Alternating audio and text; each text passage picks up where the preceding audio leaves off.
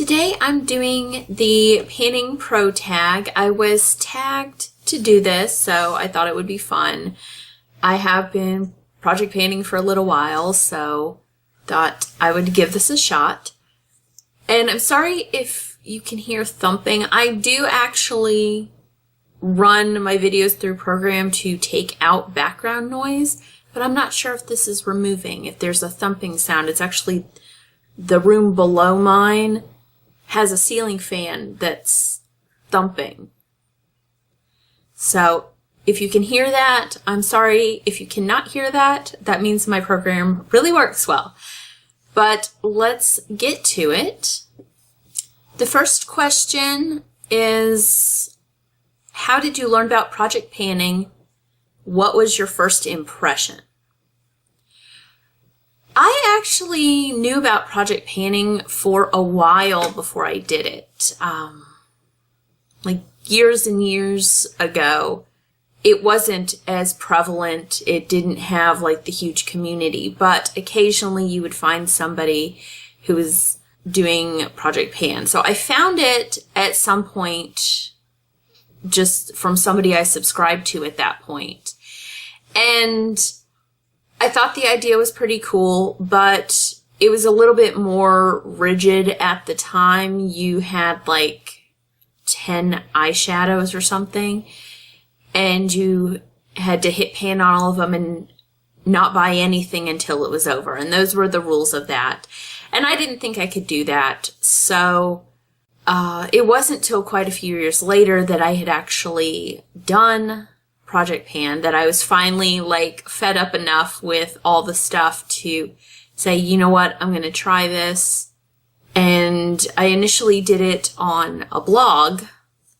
And then when I decided to do a really, really large project pan with a lot of items, I thought that video would actually be easier to do and to go through those products, so I did that instead. At the time, I didn't even realize there was a project panning community, but I eventually started looking for other people who were doing it and found everyone, so that was pretty cool.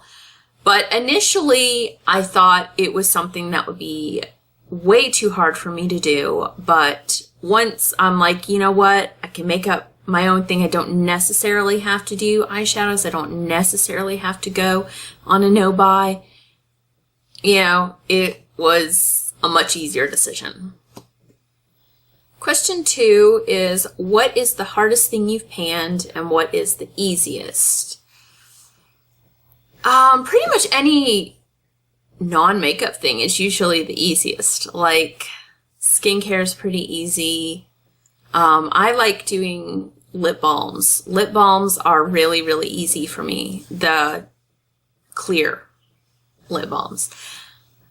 And I think that, well, I'm actually panning a blush now. This is the first time I've panned a blush, both cream blush, I think. I might have tried panning a cream blush before. Probably the same blush. But this is the first blush that I'm trying to pan, and thus far it's pretty difficult. So I would say probably blush, but out of things that I've done prior, maybe lipstick. Lipstick takes a while for me because I don't reapply frequently. The third question is, have you attempted a Pan That palette? Why or why not? I just started Pan That palette like at the middle of last year, and I'm actually still working on the palette that I picked then, which is this one. I have since added a new one. And originally, when everyone else was starting to do it, I decided not to do it, mostly because I have a lot of palettes, and I didn't want to focus on just one. And I thought it would be difficult to finish a palette in the year because I am not really all that heavy-handed with my eyeshadow, so I don't go through it all that quickly. But I did decide to do it because I figured, why not? Question 4 is, has panning affected your makeup buying habits? If so, how? And it has affected my makeup buying habits, not just for, you know, putting myself on a low buy or a no buy or the beauty budget, because I do have to kind of do those things too, kind of separate from the project panning to really stay on track. But it's really helped with my desire to collect makeup. Now I want to buy makeup because I want to use it. Before I was collecting makeup, like I would get all the little limited edition Wet n Wild things, or I would get quite a few things from all the new MAC collections that came out. And it was mostly a collector's thing, not an, oh, I really love this and I want to use it thing. So a lot of those things I'd never even really used. I've gotten rid of some of them I still have. But that's kind of what it has helped me do, because it's given my like obsessive collector's focus something else to focus on. Now it's focusing on using up products, not collecting products.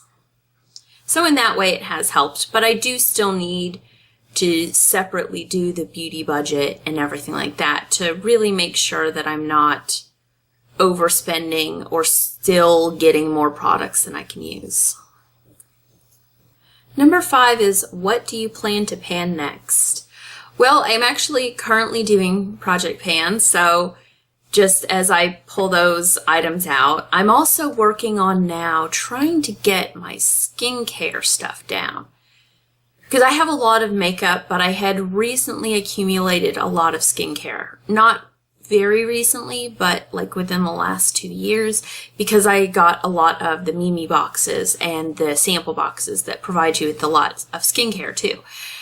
So I am planning, which I'm actually going to be filming after this, to do the Finish 13 by Halloween with just skincare. So that's my next thing, but I am still going with my project pan that I'm doing this year, so I will definitely have new products, if not a new project. Number 6 is, where do you get your panning inspiration and motivation? Actually, I get it from a lot of places. You know, part of it is seeing the stuff that I have.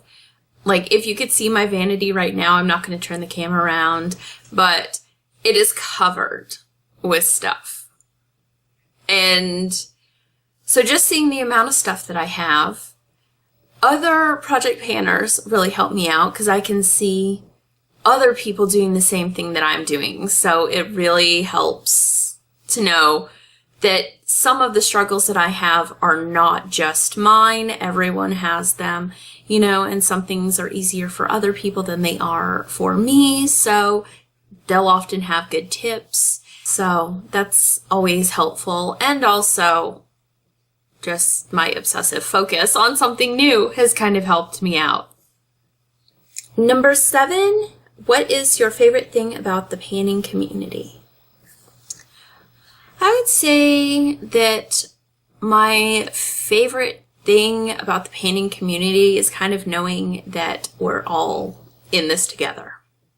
Because sometimes this is hard. Sometimes you want to go buy new things, and it feels like when you're watching other people that are beauty gurus but not like in the project panning community, all they do is buy, they have all this new stuff, you're like, oh, I want that. And it's nice to be able to watch people who are doing the same things you are, who are like trying to use up products. So you can kind of get back to the focus of using products. You can get a little bit more grounded. And number 8 is, if you're currently project panning, what one item is giving you the most trouble? Well, I am currently project panning, and a lot of items are giving me trouble. So this project pan that I'm doing is a lot more full-sized and full products than I normally do. I would say, though, that the products that I'm having the most trouble with are my blushes, the Jabot Cream Blush, and then the MAC Tenderling, just because they take so long. And then this one is pretty much the bane of my existence, the Benefit Oola Lift. I have been working on this fairly consistently for about 2.5 years now, and it is still not gone. And it doesn't look like it's going anywhere this whole time. So yeah, that product, like, I will be so glad if I never ever see one of those again. Number 9, how long do you plan to project pan? Do you see yourself stopping at any point? You know, I don't know. I mean, I have enough products to project pan for quite some time. But I guess if I find myself getting bored with it, then I would stop doing it. If I don't find it fun, if I find it more of a hassle than an enjoyment, I would quit. But for right now, I feel like I'm enjoying it. I like doing the products. I like doing the updates. I like all that stuff. So, you know, for right now, I don't see myself stopping, but if it ever becomes boring or too much of a problem, I guess, where I don't enjoy it anymore, I would quit then. Or, you know, if YouTube stops existing, I guess. And number 10, would you recommend painting to others? And how would you explain it? I guess it depends on the person whether or not I would recommend panning.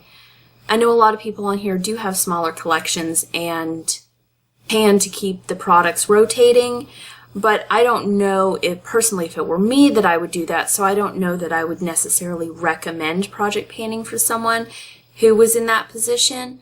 But if they saw it and were like, oh, that looks really cool, can you explain it to me?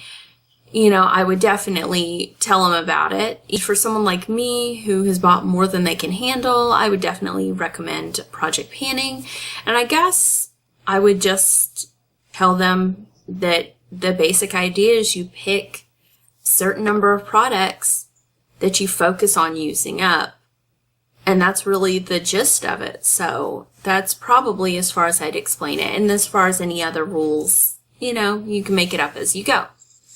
And that is my really quick painting pro tag. And that was kind of fun. I always like tag videos. But if you haven't checked out my previous video, it will be linked to the side. And my Project Pan playlist is also linked to the side. And I will talk to you guys later. Bye.